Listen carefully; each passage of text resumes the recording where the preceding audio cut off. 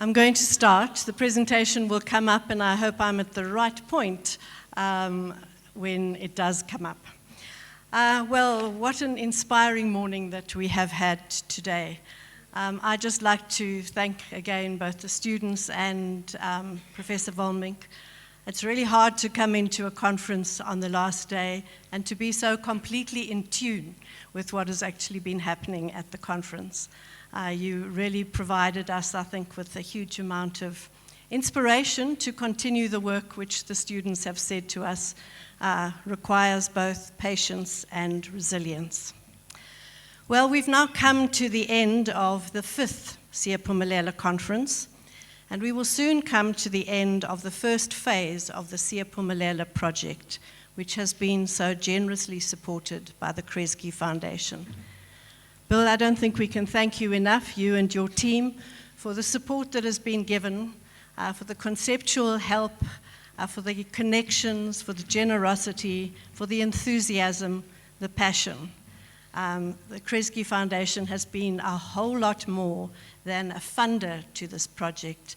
It has been one of the best partners, I think, that we have ever had. So thank you.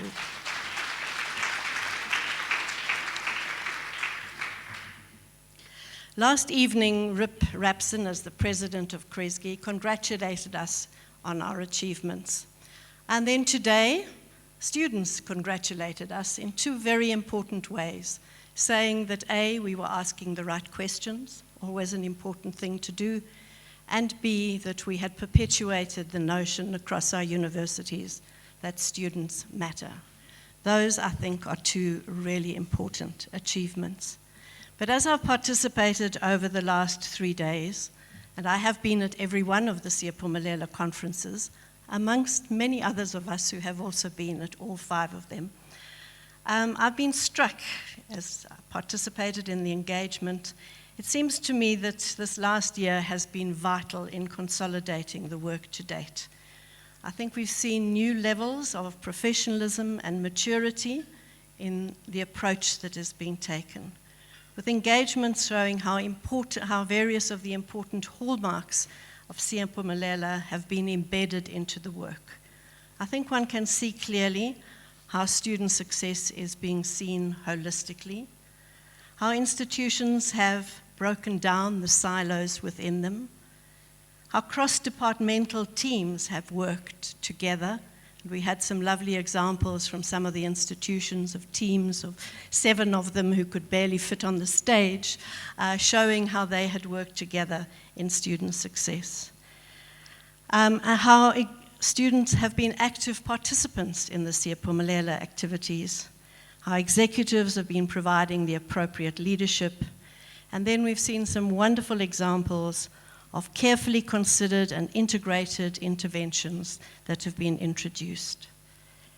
And then finally, how a culture of evidence-based decision-making is taking hold.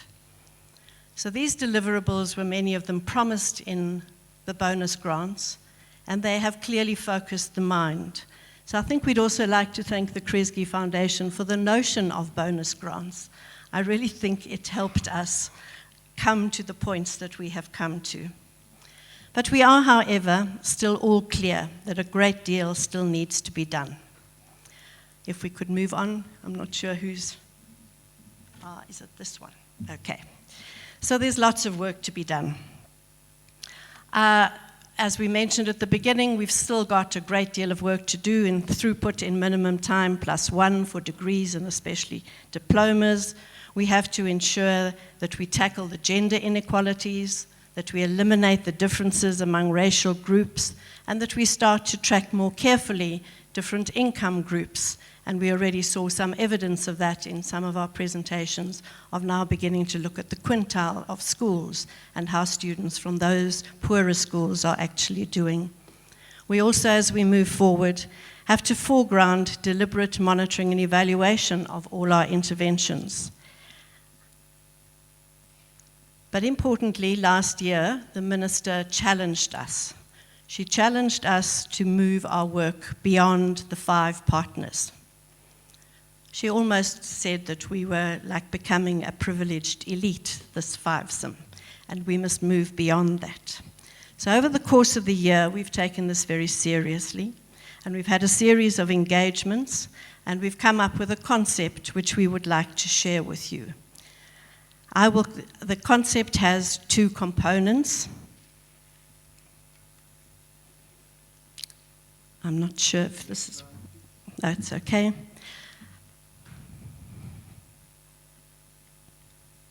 Next slide, please. Right, they're the two components. So on the one hand, we have the component of... I'm sorry, I've gone beyond myself. Yes, there it is on the left, on the right. The notion of national networks and regional networks, and the notion of integrated services. Now, I'm going to concentrate on the networks, and then Alan will pick up on the services that we are proposing. Could we move forward? We are passionate about the power of networks, and I think we have seen it at work in Siyaphumelela. We have shared information, we have shared resources. We have learned from each other, we have learned to trust each other, and we have worked together in all sorts of very productive ways.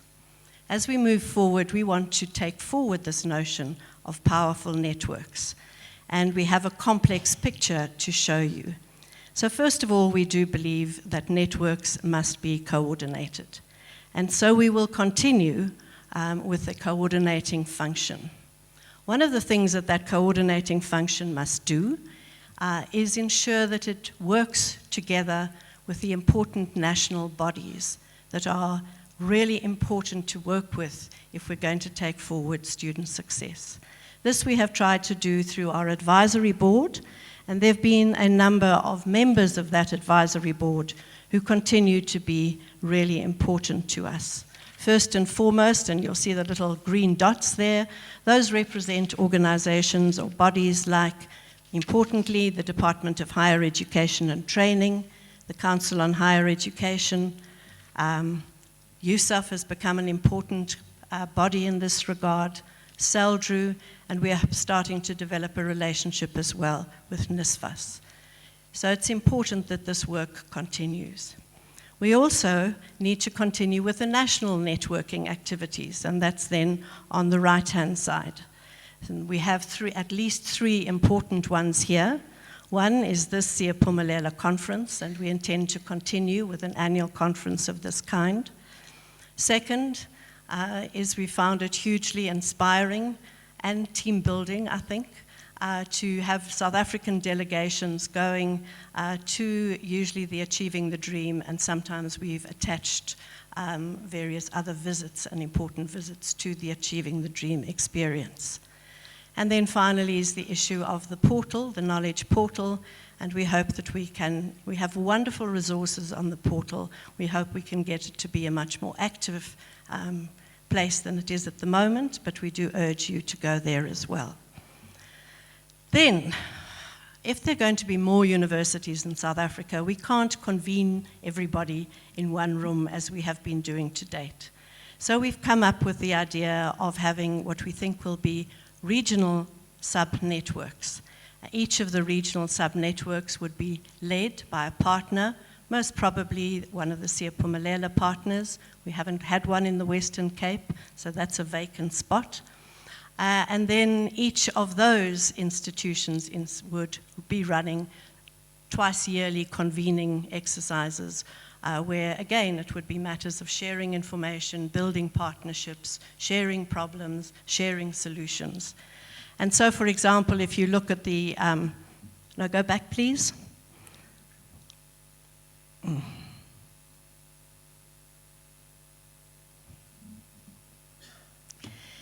If you look in the middle, you'll see that in some cases we might have an example such as the University of the Free State might be the coordinator of a sub-network that would involve Salplaike University, Northwest University, and Central University of Technology. Those are institutions which could relatively easily come together.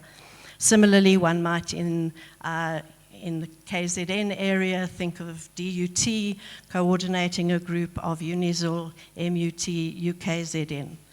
And in that way, we could, obviously inviting, it's up to institutions to decide if they want to participate, but we could stretch out to all of the institutions in the country, at least as far as the networking is concerned.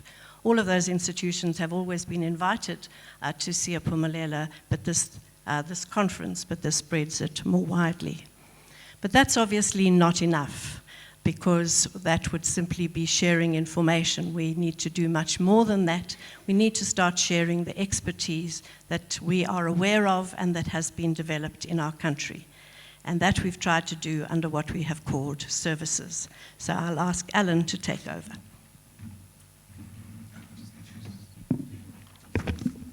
Thank you, Jenny. The concept of services comes from software development, where most companies will tell you they'll sell their services as software as a service. So now we're going to say Siyaphumelela as a service. If I might have the next slide, please. So these are some of the services that we have thought might be components of the future. Our current partners will eventually decide on the kinds of services that we want to do, and some of the services we will build in collaboration with Achieving the Dream. So those are some that we have just grouped together as tools and for data, for student engagement, and for institutional development. There are some interesting components that are here.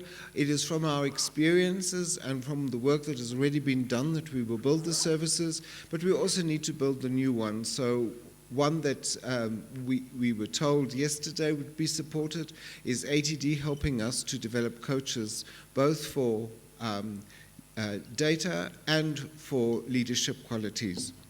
But how do we put all these things together at different levels, where there are some organizations that are having different roles from others? If I might have the next slide, please. So there are different levels of participation in the network that we are proposing. Next, please. So the first one is the partner institutions. So what are partner institutions going to be involved in?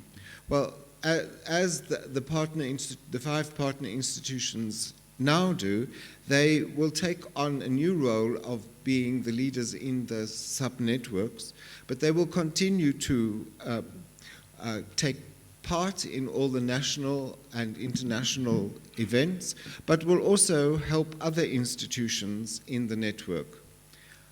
On the services, they can apply for funding to continue to create new services, and the services that they have already created, they will share in a coordinated way.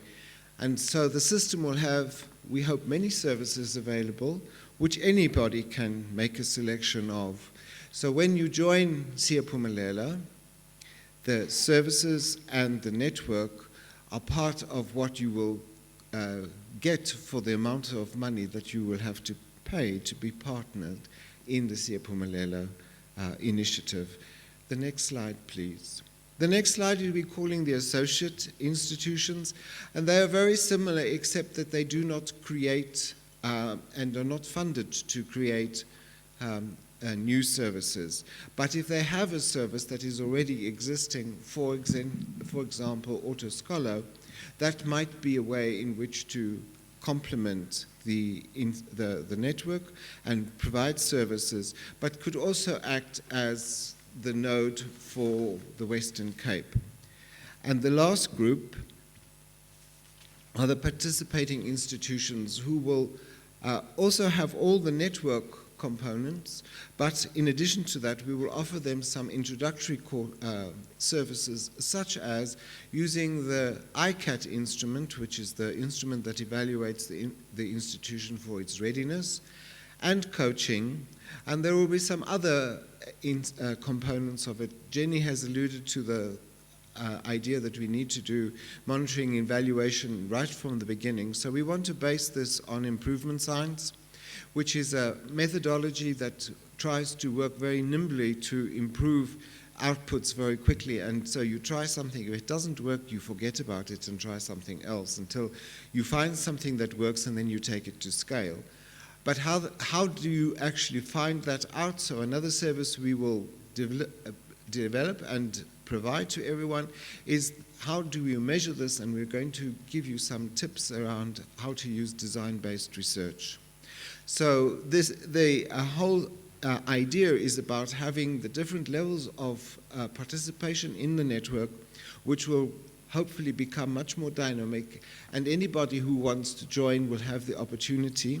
So we will be putting out a call for proposals sometime in the next 6 months or so, Bill? Inshallah. So you need to look out for that. So this is just the kind of broad outline about how the system will be put together and the places where each institution might want to participate and the level of participation you would like to take. I will now hand over to Bill to tell us a little bit more about the conference.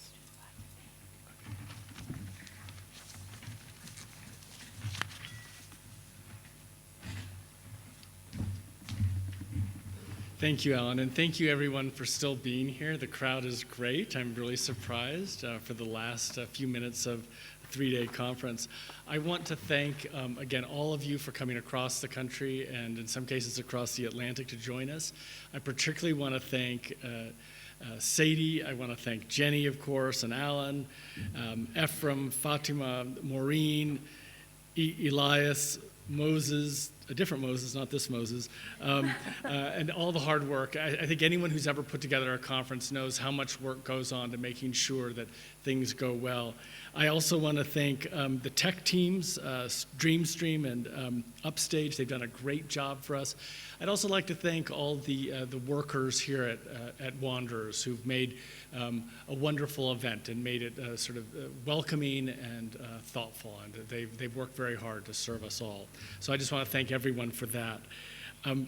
I also want to let you know, just on some housekeeping things, that you will be getting a participation, or all the participants will get an evaluation form that'll come from Fatima fairly soon. Please do fill that out. It's how we keep things going.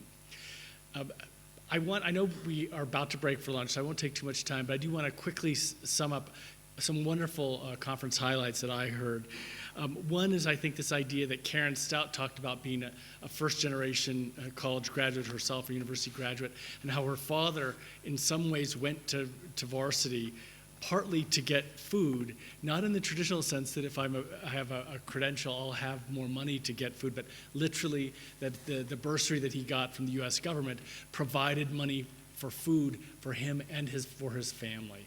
And so in many ways, we know that poverty is often a quite important promoter of why people go to university. I also want to thank Cheryl Foxcroft of Nelson Mandela University. One of the things we've tried to promote at Siyaphumelela is this idea of not just transformation of the institutions to serve students and put them at the center, but really transparency.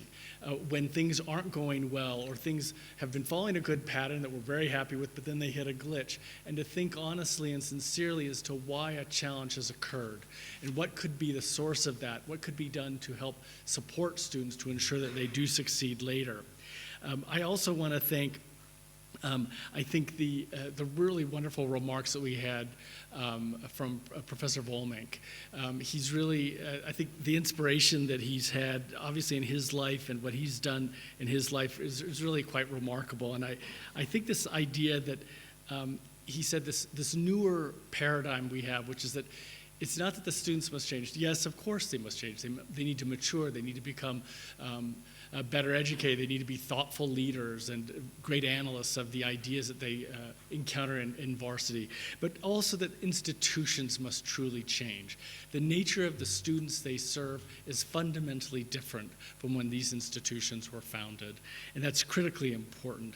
And I think that he said that change has now happened when discourse that is now normal was once exotic. And I think we have established really, I think in the bulk of South African higher education, that we really need to make students at the center of the higher education system to make it work.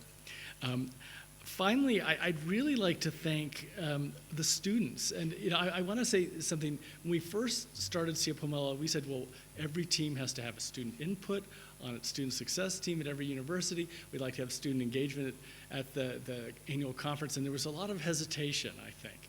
And I think today what we heard from students really went to the point of why it's so important to engage students, not only because you need to have their insight and information to make better decisions. You've got the data, you can see students are failing this course or this module, and then you need to engage those students to find out why do they think they succeeded in that module, and maybe why did they think they didn't succeed in that module, so that you can adapt what you're doing to make students succeed.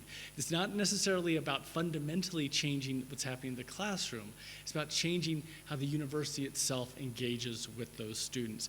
And so it just really was remarkable. And I have to quote, I think one of the students in particular, you can probably all figure out who it was, but actually it was a couple students. I did want to thank Sibasiso Zuma for his thoughtful analysis. Again, many of the students are commuting from townships where they have no good place to study. They don't have access to Wi-Fi, but of course they're being told to access free textbooks, you're going to need Wi-Fi. In order to see the assignments, you're going to need Blackboard. So thinking about how you could engage the community and the existing resources, whether it's a public library or whether it's working with the transit system to see, could we have more buses going? Could we have Wi-Fi in the buses? They're there for an hour so that students have a chance to do that.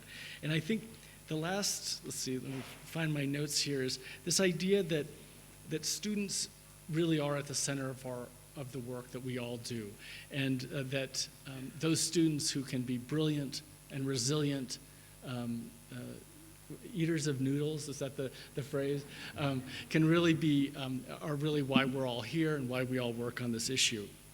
I think that on the first day when Karen Stout spoke, she said, failure of the educational system to prepare for the 21st century jobs contains the seeds of major political and social catastrophe. And that came from Francis Wilson, who wrote the second Carnegie study on poverty, or co-wrote it many years ago. And I think he's been one of the most thoughtful leaders of sort of how we in the academy can really promote social justice for all in South Africa. I think South Africa has turned a corner and is back on track.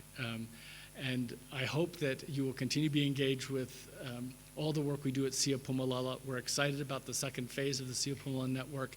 We invite all of you to consider coming to DREAM 2020, which will be in Washington, D.C., the week of February 17th. 2020. You're welcome to go if you have the resources on your own, and please do connect with Sadie to let them know you're coming. And we also hope to support others to come. We typically have about 50 South Africans at DREAM. About 20 are funded through Siyaphumelela, and another 20 or 30 are able to make it through their institutions. It's always an exciting time, and again, we would hope that all of you could participate. Again, I think South Africa has turned a corner. I think student success has turned a corner, and you really are the leaders who are going to make the difference. And just implore you to go out there and make that change that you want to see. So thank you very much. And we have one more thing.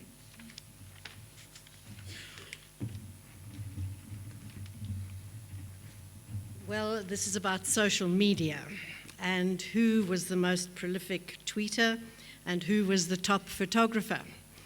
Well, last year some very high standards were met by a certain person, were set by a particular person who just happens to be here again. And unfortunately, we only have one prize, because I think we just have to re-award the prize to the same person for being both the most prolific tweeter and the top photographer. Takalani, would you?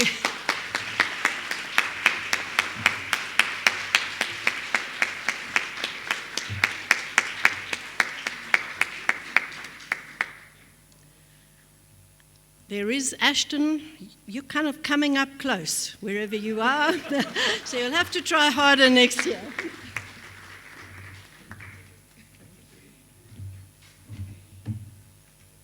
Which university are you from?